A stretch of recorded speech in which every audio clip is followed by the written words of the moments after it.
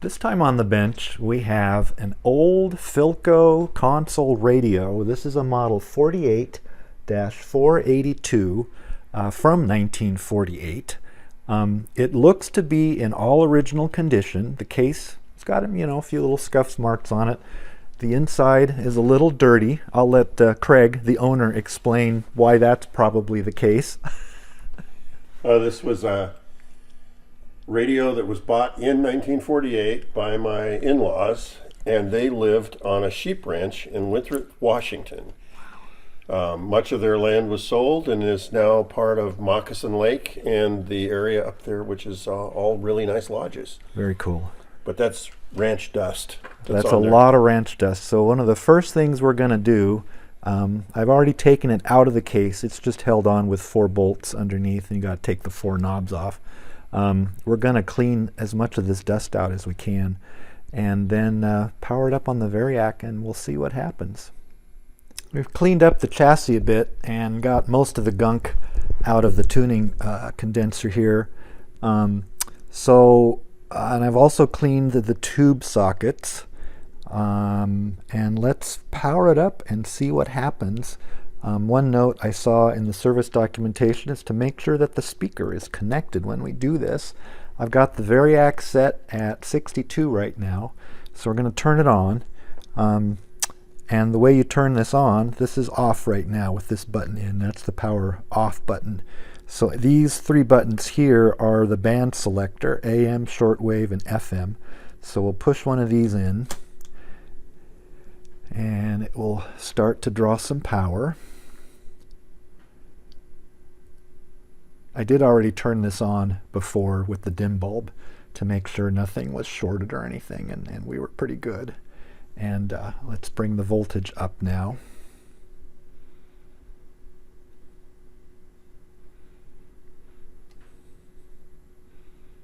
Not hearing anything yet. Drawing 25 watts. Not smelling any smoke, so that's a good sign. Let's go up to about 117. 50 watts.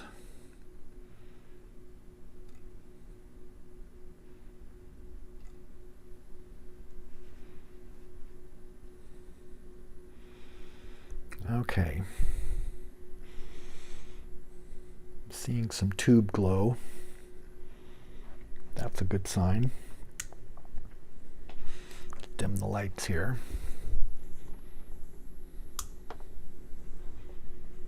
Oh yeah. Not hearing any sound. That's the volume control here.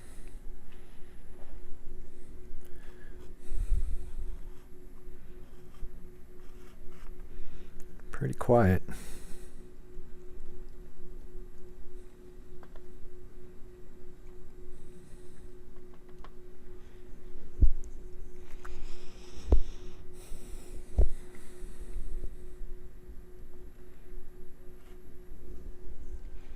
That's the volume all the way up.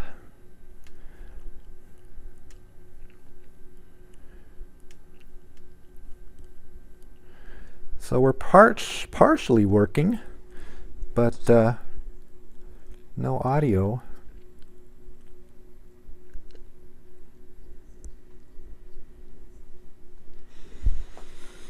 So I think the next step is going to be to finish kind of cleaning up the chassis. I have to order capacitors. Let me show you the bottom of this thing and see what we're up against in terms of replacing some of these old film capacitors.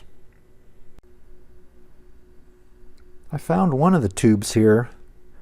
If I wiggle it, we're making some noise, which is changing based on the setting of the volume pot.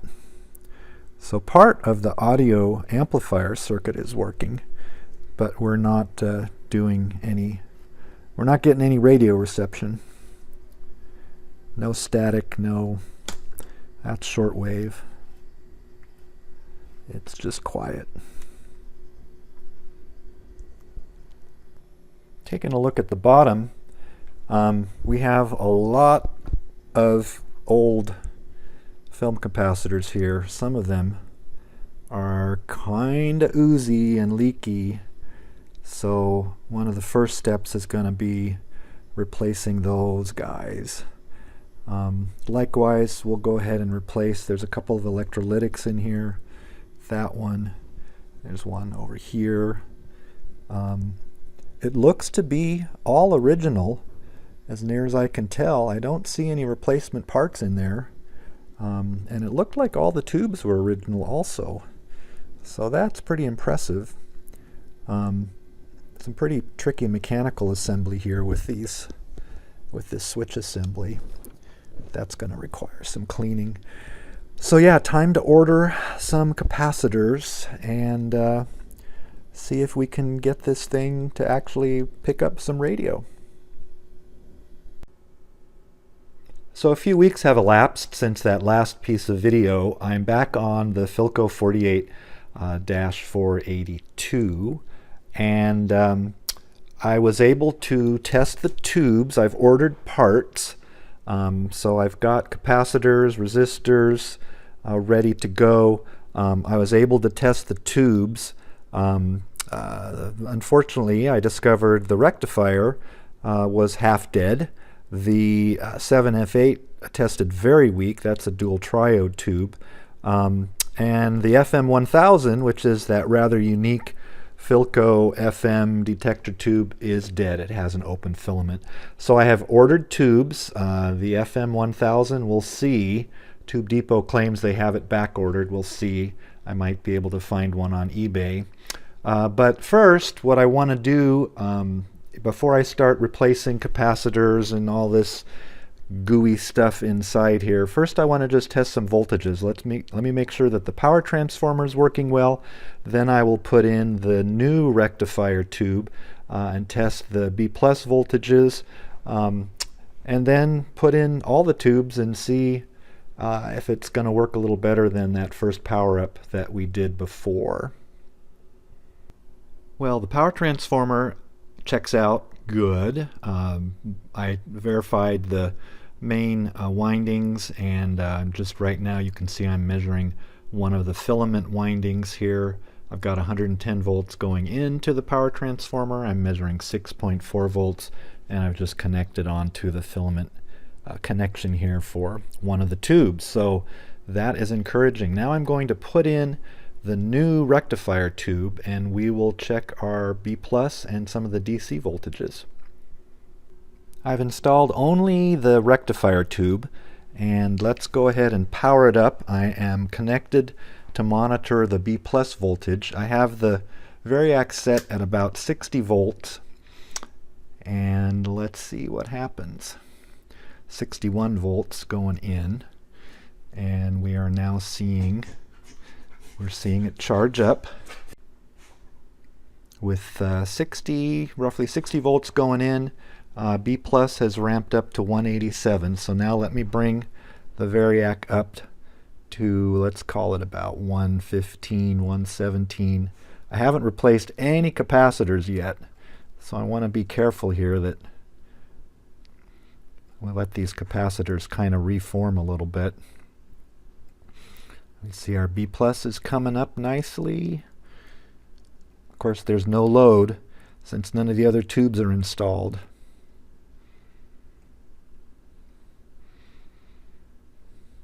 It definitely looks like our rectifier tube's working just fine. We'll get up to about 115 or so here. That looks very good. Well, I'm going to just try putting in all the other tubes now. I know the FM1000 is dead, so we're not going to get anything on FM, but let's just see if this thing comes alive now.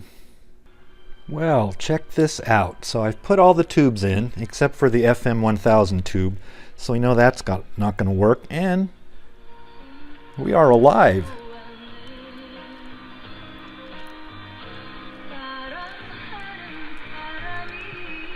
And it's speaking, I think, Korean. This is a local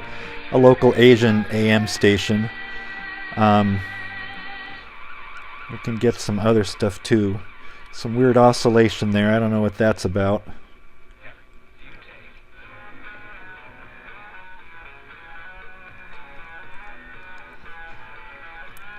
Local oldies rock station.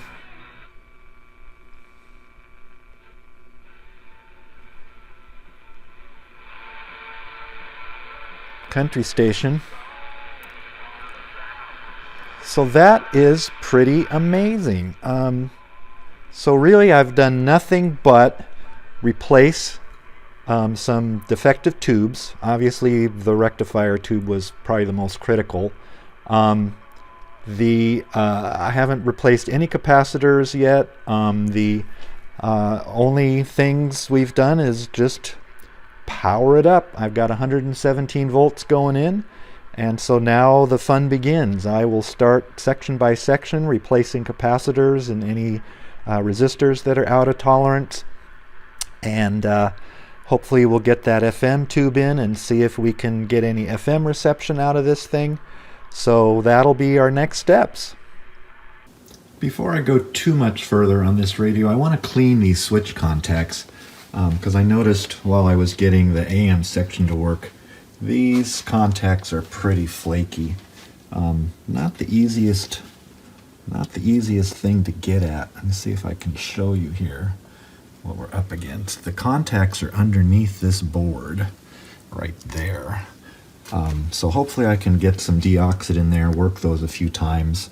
Also, I noticed the FM switch has to activate a lever here, and I probably should do a little bit of lubricant on that because it seemed pretty stiff. So that's what we're going to do next. Let me try to show you how I'm doing this. I can get the deoxit down in here and then work the switches. The contacts are pretty well exposed, and so I just squirt a little bit down behind here like that and then work the switches in and out. So hopefully that'll make a difference. This one for the FM, I have to be a little bit careful. This is kind of stiff. It's got this linkage arm that we're going to need to maybe put a little bit of lubricant on because it works kind of stiff. Okay, that'll be our next step. So there are a few hinge points here that really need to be lubricated. This FM switch does a lot of switch motions here. I like to use the zoom spout. I believe it was Radio TV Phononut, one of the YouTubers that I follow, who really recommends this stuff.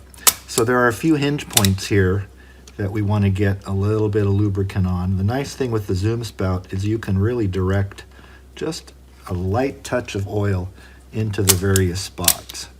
And that has definitely already made that go much easier. Okay. So I have cleaned the controls, I cleaned the switches, I cleaned the pots using deoxit, and I want to do another test here. I've got 117 volts coming in on the variac, and we should be tuned into our local station here, and that is working.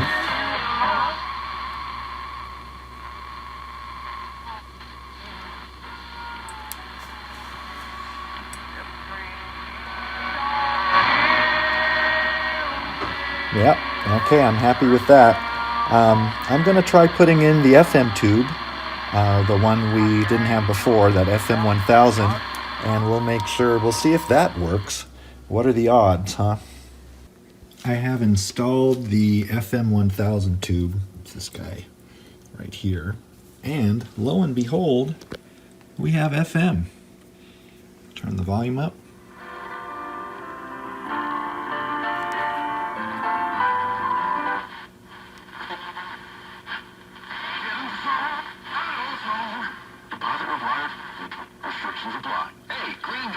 It's a little distorted.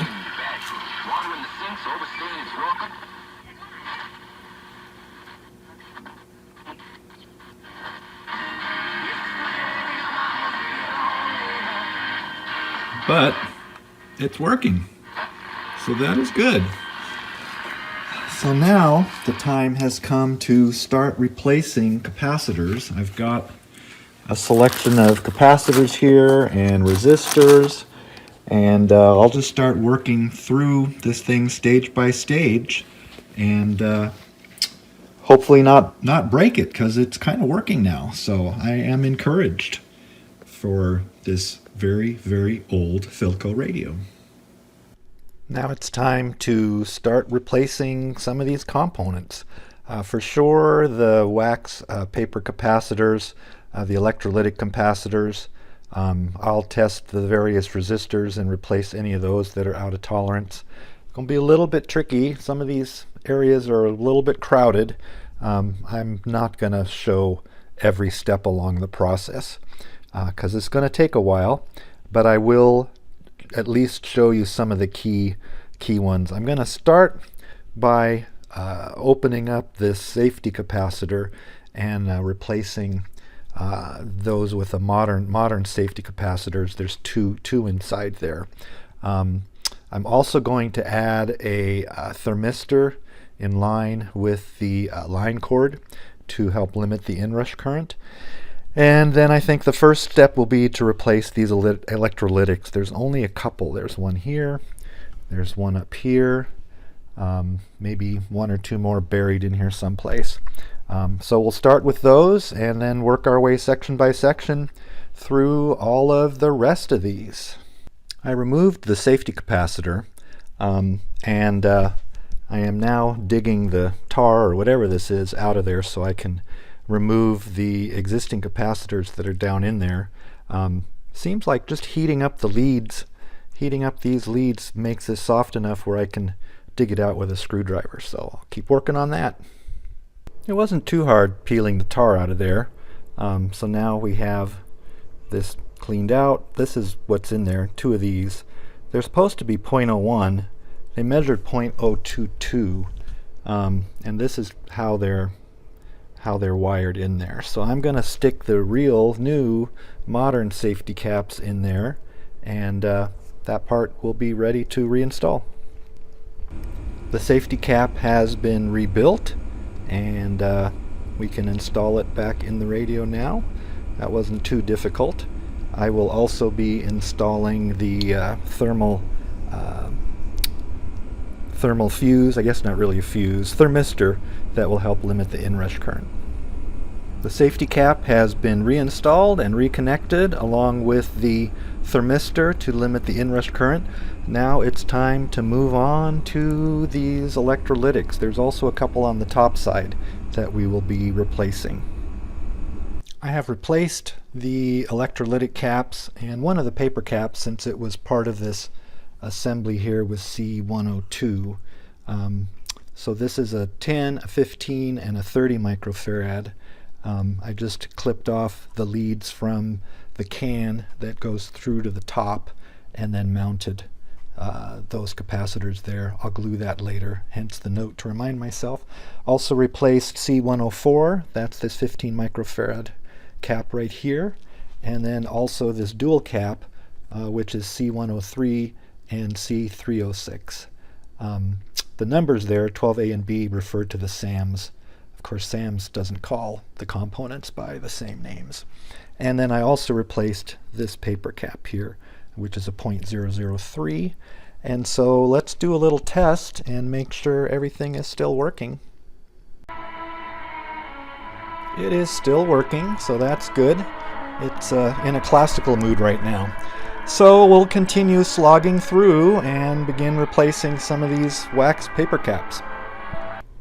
Continuing to make progress here on this Philco, basically just working my way section by section through capacitor and resistor replacement. I've pretty much got sections 1 and 2. I like the way that the Philco service manual breaks down the various sections by their function. So section 1 is the power supply, section 2 is the audio output stuff, and so I've got those capacitors replaced.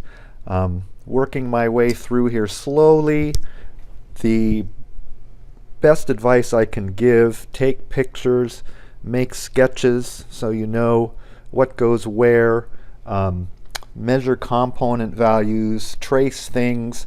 The SAMS is also a nice resource in terms of locating components, because they actually give you this diagram that shows the location of the different components. Unfortunately, the SAMS doesn't call the components by the same nomenclature as the Philco schematic does. So you kind of have to follow that. I built myself a little decoder, so I kind of know, which is which. So you see, for example, here in section 2, the Philco part numbers, and then the numbers to the left represent the numbers, the callouts in the SAMS photo fax. So continue to work my way through here. I've replaced those caps. We're going to do a test now and make sure things are still working. So if it's not working, I know what I messed up. So far so good. It's still working. So time to move on to the next section. I replaced some of the capacitors here around the base control and one of the resistors. There's a couple of other resistors there that tested just fine, so I'm going to leave those. It'd be kind of hard to dig them out, but in order to there's a couple of capacitors underneath this output transformer, so I'm going to unscrew the output transformer, and that'll give me a little bit easier access to get at those guys. Continuing with capacitor and resistor replacements here, I've got most of this back corner section done. I probably have replaced a little over half of the resistors. I'm replacing all of the wax paper caps. It gets a little crowded down in there, so again, I'm taking my time. I am making sketches so that I can kind of see, what all is connected where, and double checking my work. So I just powered it up, so let's make sure it's still working.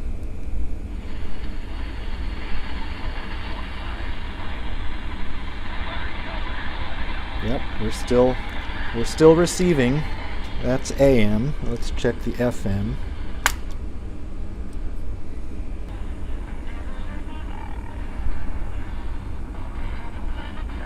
Still sounds kind of distorted, but we haven't done any alignment yet.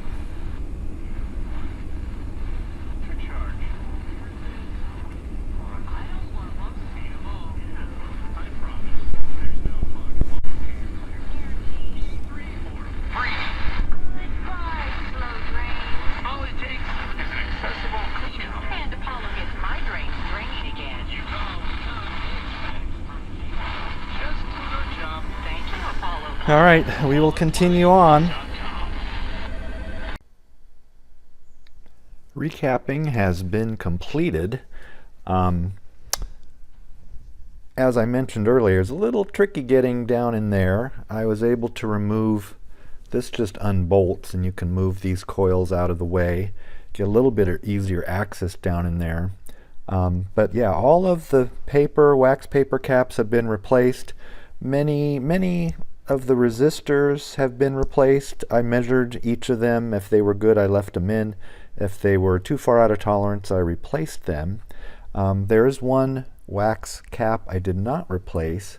If you can see it down in there, it's got a coil wrapped around it. And the capacitor itself measured okay, so I'm leaving that in. I'm guessing that's a tuned circuit of some sort. Here are the parts that have come out. A bunch of the capacitors. Most all of these did measure out of tolerance, some by a factor of 2, like 0.1 microfarads measuring 0.02. So anyway, they've all been replaced. Let's do one more final test before we move into the alignment phase. Looking at newspapers from the very beginning of the 20th century. So that's FM. FM seems to be working. And let's check out AM. Proclaiming the existence of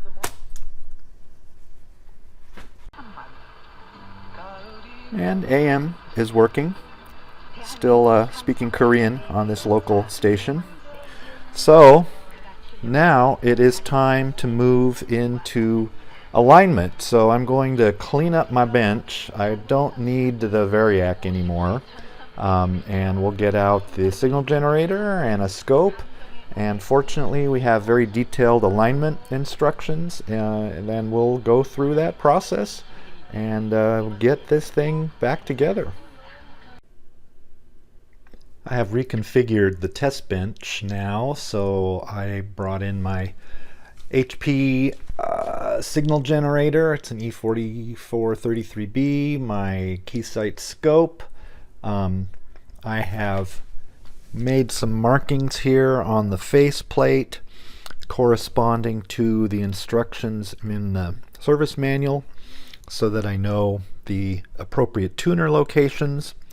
I have also gone ahead and marked some of the adjustment capacitors, the tuning coils, so that I will be able to find those as we go forward. So let's get into this. We'll get this thing aligned and hopefully it'll perform really well. I'm all set up to begin the alignment procedure. I've got the service manual here, and we're going to do the AM alignment first. So I have my signal generator connected as requested to the front stator of the tuning capacitor and grounded. I have the signal generator set to 455 kilohertz. You can see that there. And right now we're actually measuring a 400 hertz sine wave, so we need to do some adjustments. And the service documentation points us to which of these capacitors and tuning slugs that we need to adjust. And so I am going to do that now, and we'll come back after I've done some of that. I'll show you part of this as I go through this. Hopefully you can kind of see what I'm doing here. I've got the scope on, and we can also hear with our ears. So we start with C403 and the A capacitor in here.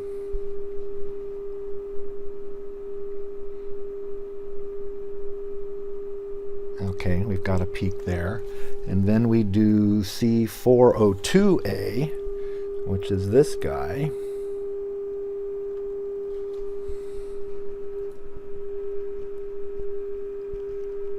And that's peaked now. And then TC402, which is this guy.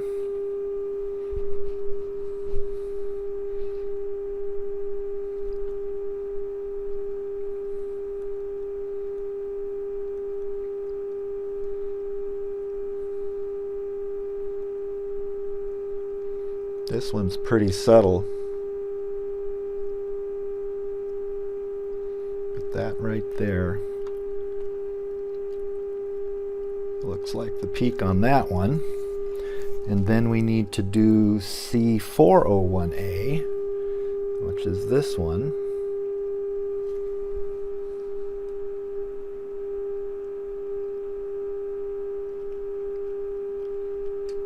Getting bigger. And then we need to do C400A, which is over here. Oh my, oh here we go. Let me bring my signal generator level down a bit.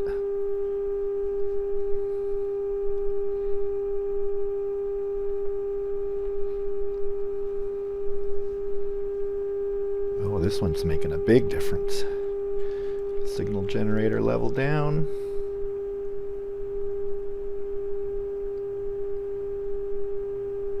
Right there. Okay. And then finally TC400, which is this one.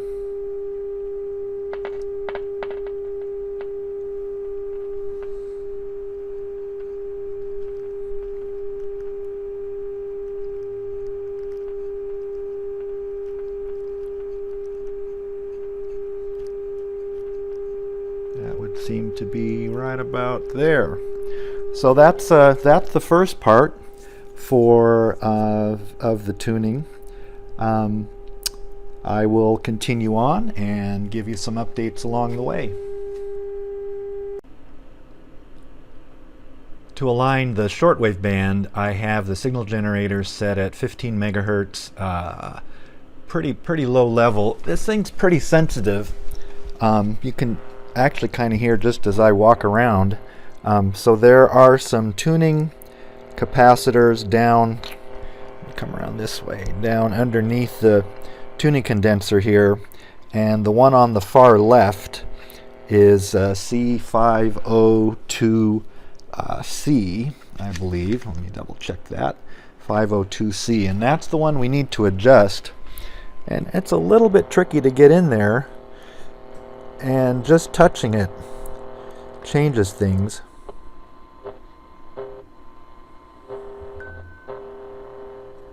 That's about the maximum right there.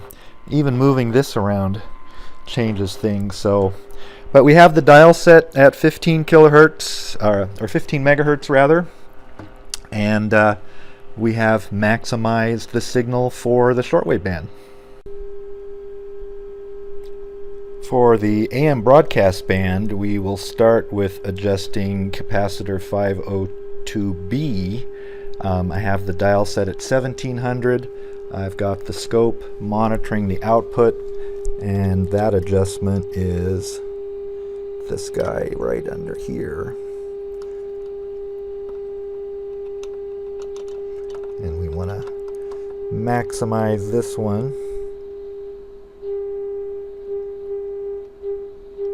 That's going to be right there.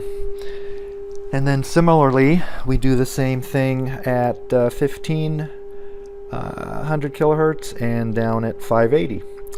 And I will go ahead and do those now.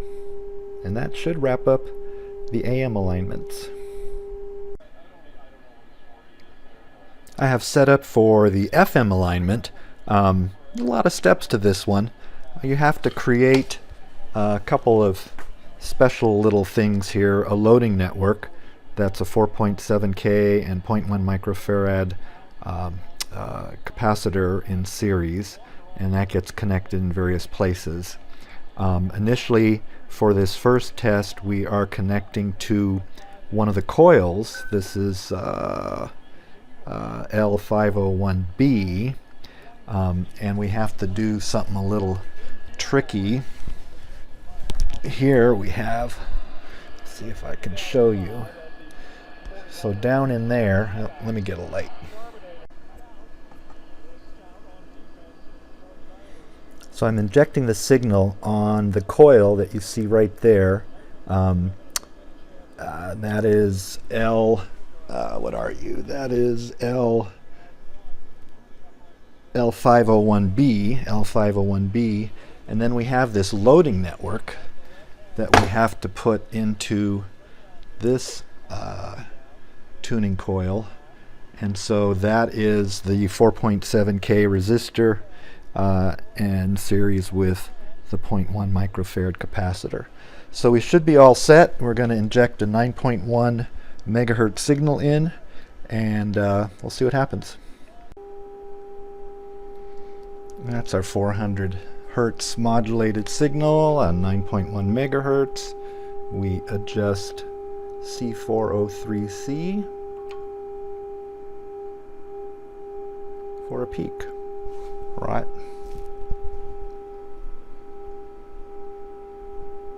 Right there. All right, we'll keep going through the steps. The FM alignment has been completed, and it seems to be working pretty well. Let's do a little dial scan here.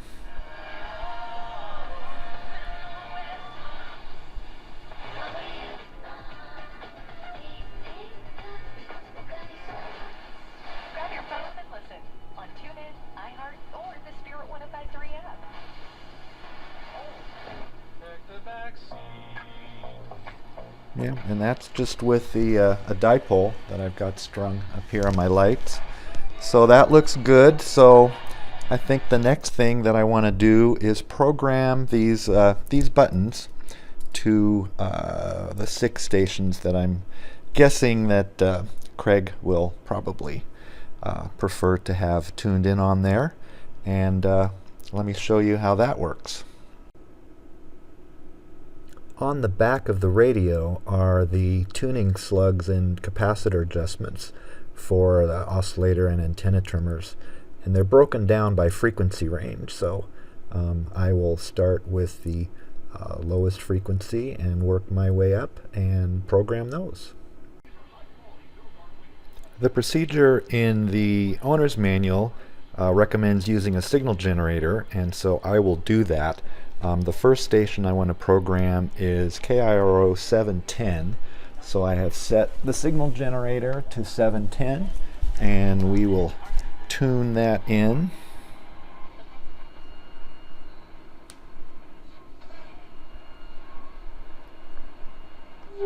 There it is.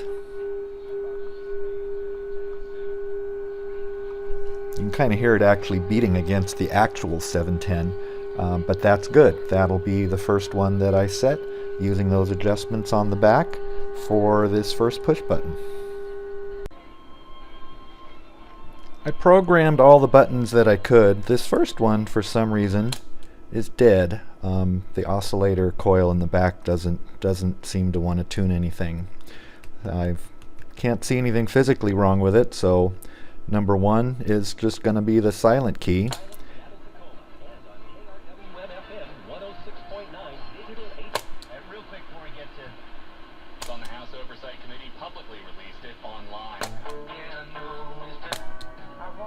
Yep, so those are all good. So now we're going to just do a little bit of cleanup here. I will do some cleanup on the case and start to put it back together again. The radio restoration has been completed, so now I'm going to clean up the cabinet a bit. The top surface is a little bit rough. I blew out all the dust bunnies from inside. I want to remove that glass dial plate and clean it carefully. Want to make sure I don't get any of the wood refinishing stuff on there. So that's going to be my next step. The dial glass has been removed. I want to remove also this dried up, I guess it was basically a foam pad on each edge. The glass is just held on by little tabs, so I should be able to remove the glass and carefully clean it away from this backing plate. So I cleaned the dial plate and it came out very nice. Looks really good. Next step is to do a little bit of this Howard's restore a finish onto the cabinet, and that should make it look better. I think that came out quite nice. I will let this dry for a while, and then I'm going to apply a coat of their what they call feed-in wax. We'll put a coat of that on there, and I think the cabinet will be ready to re-accept its radio. Next, I want to make a template and recreate the button inserts. They slide in from the side on the buttons, and I had two. There were two with the radio. One says off, one says SW for shortwave, and so I'm going to try to recreate those using some photo paper and a little plastic in front of that to protect them. The button inserts have been created. Those came out pretty good. The template is 1.2 millimeters by 1.2 millimeters, so I just printed those on I used PowerPoint and just printed those out, cut them out, and then also cut plastic to cover over the lettering. So those came out good. So now I'm going to put a coat of wax on the cabinet, and we will be ready to put it all back together. This beautiful Philco radio is all back together, and it is working great. I've got it back in the case. ABC News. What you need to know. Northwest News Radio, 97.7. We've got the buttons program. Is our top local stories. The exam, which began in 1992. The sun finally breaking through the clouds here in Seattle. We'll have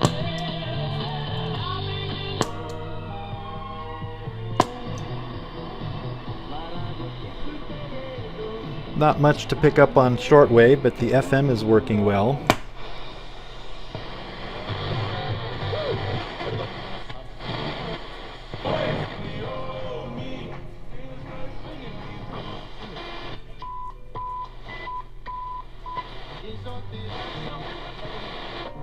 With the State Economic Revenue Forecast Council says job growth over the And that's just with a dipole antenna hanging up there. So I think that pretty much wraps up this project. I'm very happy with how this came out. The cabinet still could maybe use a little bit of TLC, but overall, this was a fun project to work on, and I'm glad I got it working. So if you appreciated this video, give it a thumbs up. Always helps. Thank you so much. First at a walking pace.